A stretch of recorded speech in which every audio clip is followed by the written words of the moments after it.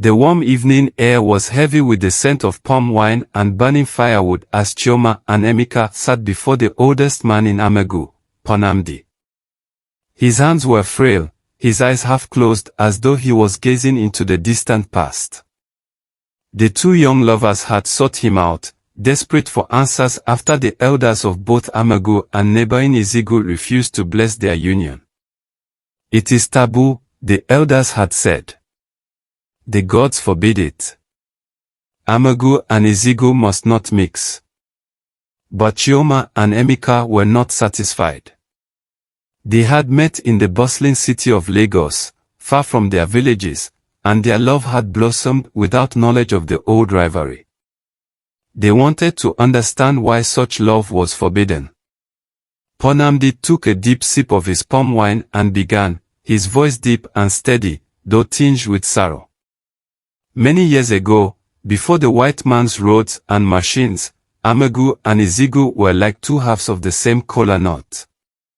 We shared markets, festivals, and even marriages. People crossed the stream that divided our lands freely, without fear or hesitation. But that was before pride and anger poisoned the waters. Amagu was ruled by King Ik, a man of great wealth and ambition. His yam barns were the largest for miles, and his palace was said to rival the homes of the gods. His son, Prince Obinna, was his mirror, handsome, proud, and full of the belief that nothing was beyond his reach. In Izigu, there was King Udechukwu, a leader as humble as King Ik was proud. Though his people were not rich, they were known for their unity and hard work. Izigu thrived on the strength of its community, not on gold or cattle. It was during the Great New Yam Festival in Izigu that everything changed. Prince Obinna, dressed in the finest robes and adorned with coral beads, attended the festival with his entourage.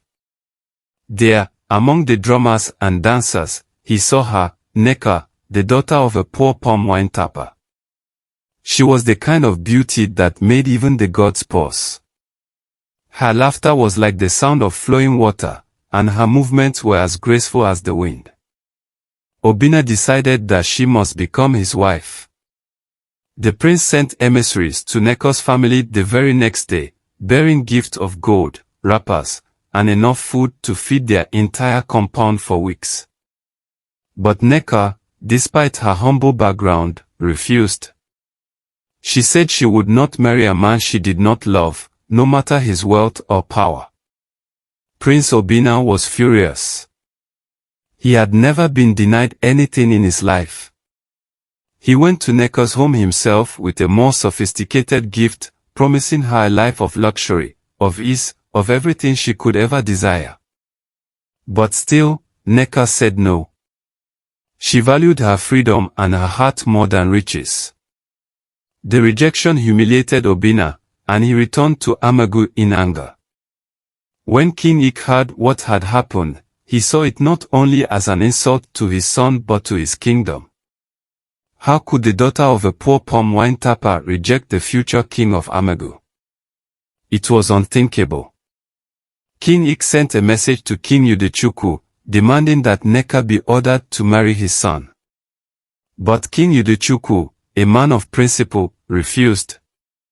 Marriage is not slavery, he said. Nneka has the right to choose her own path.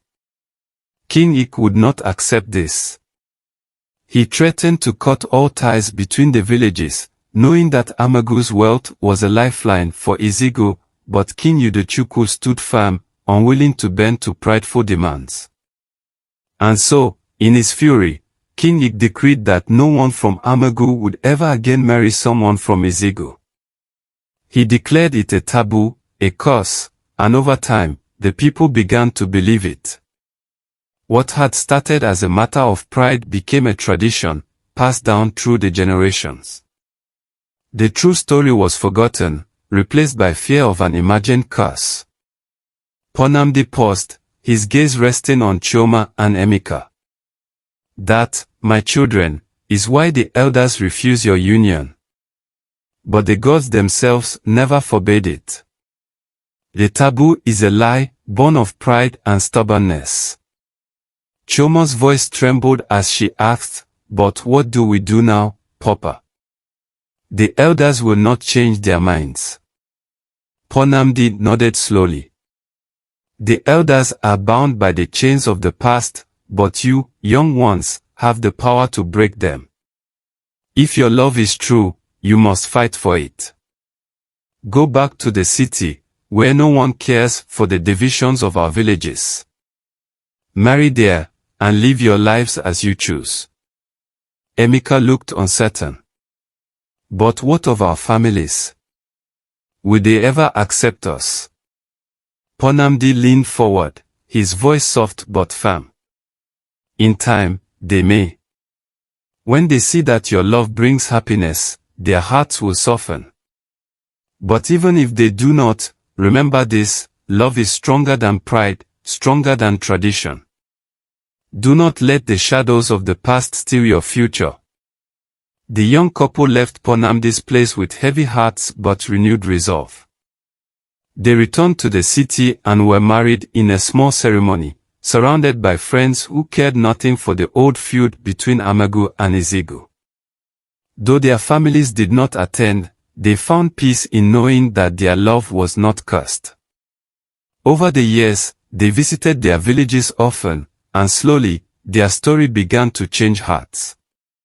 The elders who clung to the old ways passed on, and a new generation rose, one that saw no reason to uphold a tradition born of pride and anger. By the time Ponamdi passed away, the villages of Amagu and Izigu were once again as close as the woven threads of a basket. And though Chioma and Emeka had long since moved to the city, their love story became a legend, a reminder that even the deepest divides could be bridged by the power of true love, and researching into history can liberate the fears imposed by some issues with tradition.